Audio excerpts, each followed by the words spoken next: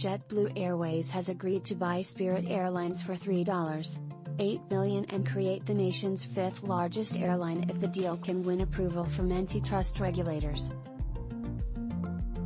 The agreement Thursday capped a months-long bidding war and arrives one day after Spirit's attempt to merge with fellow budget carrier Frontier Airlines fell apart. Spirit CEO Ted Christie is being thrust into the awkward position of defending a sale to JetBlue after arguing vehemently against it, saying that antitrust regulators would never let it happen. A lot has been said over the last few months, obviously, always with our stakeholders in mind, Christie. We have been listening to the folks at JetBlue, and they have a lot of good thoughts on their plans for that.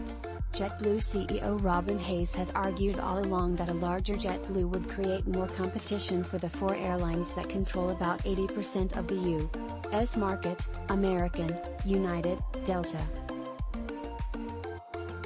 Shares of Spirit, based in Miramar, Florida, rose 3.5% at the opening bell Thursday, to $25.15, still below the price that JetBlue is offering.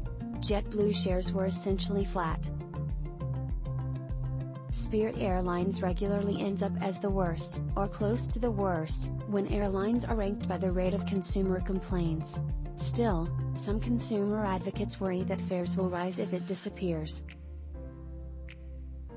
Spirit and similar rivals Frontier and Allegiant charge rock-bottom fares that appeal to the most budget-conscious leisure travelers, although they tack on more fees that can raise the cost of flying.